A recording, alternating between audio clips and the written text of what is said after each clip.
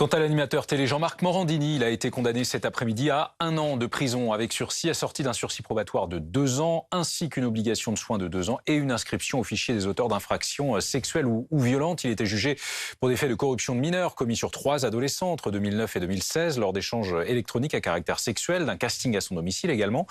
Bonjour Maître Francis Spinner. Bonjour. Merci d'être avec nous. Vous êtes l'avocat de l'un de ces jeunes hommes, Clément, l'une des victimes donc, et de l'association La Voix de l'Enfant. Votre réaction à cette condamnation? Écoutez, je me réjouis de cette condamnation parce que ça montre que quelle que soit la notoriété des gens, ils ne sont pas au-dessus des lois.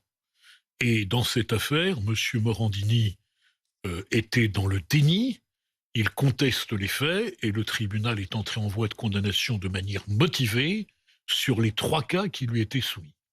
Et je maintiens, le tribunal a estimé que ce n'était pas le cas lorsqu'il a rendu le jugement, que nous avions affaire à un prédateur. Parce que nous avions quelqu'un qui avait organisé un faux casting d'un film qu'il voulait faire dont il n'avait acheté ni les droits, sans scénario, sans réalisateur, à son domicile et sans témoin, pour obliger un jeune homme à se masturber devant lui. Donc je considère que c'est une bonne chose qu'il soit condamné. Il a fait appel, ce qui est son droit, mais depuis le début de cette affaire, il n'a eu de cesse de vouloir retarder l'échéance judiciaire.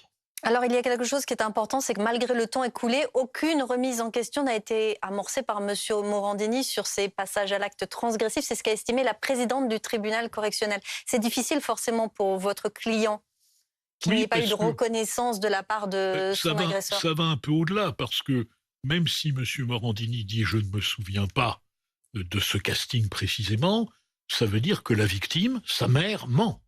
Et donc, non seulement vous êtes victime d'une agression, en tout cas, vous êtes victime d'une corruption de mineurs, puisque c'est le délit qui a été reproché à M. Morandini, mais ce déni est de nature à vouloir mettre en cause votre parole, ce qui est doublement choquant de se dire, même des années après, il y a une personne qui refuse d'assumer ses responsabilités. Jean-Marc Morandini fait appel, vous le disiez, de cette condamnation. Dans un communiqué, cet avocat rappelle que les plaintes déposées contre lui ne concernaient aucun geste déplacé, mais principalement, je cite, des échanges de messages sur Twitter. Fin de citation.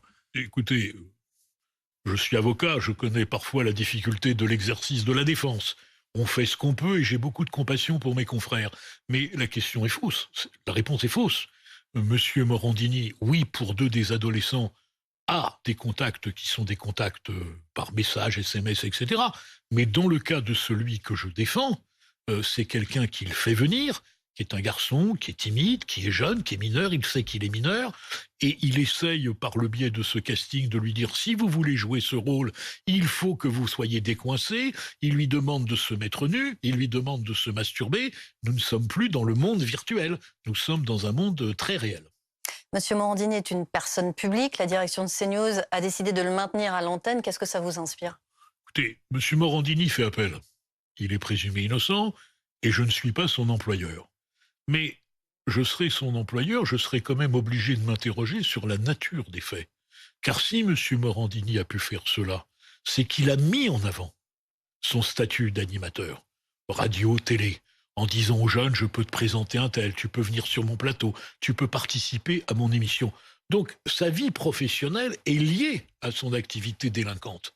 Et donc à partir de ce moment-là, le laisser, j'allais dire, continuer alors que c'est précisément grâce à son métier qu'il a pu se rendre coupable de ses actes, je trouve ça problématique, mais c'est le problème de son employeur, de la crédibilité de l'information que désormais M. Morandini pourra diffuser, notamment lorsqu'il parlera des faits divers et éventuellement d'affaires de ce type, mais ça, je ne suis pas l'employeur de monsieur Morandini. Votre client, comment réagit-il cet après-midi? D'abord, il est heureux de voir que sa parole a été prise en compte, que ce qu'a dit M. Morandini n'a pas été retenu par le tribunal.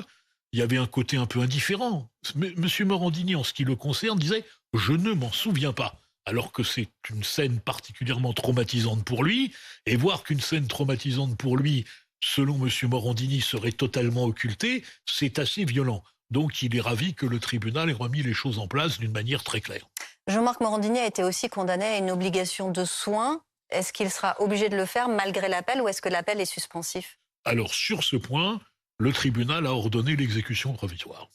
Donc M. Morandini devra, je l'espère pour lui d'ailleurs, suivre un certain nombre de soins et ça ne serait pas inutile à mes yeux. Merci Maître Spinel. Merci beaucoup. D'avoir été en direct avec nous.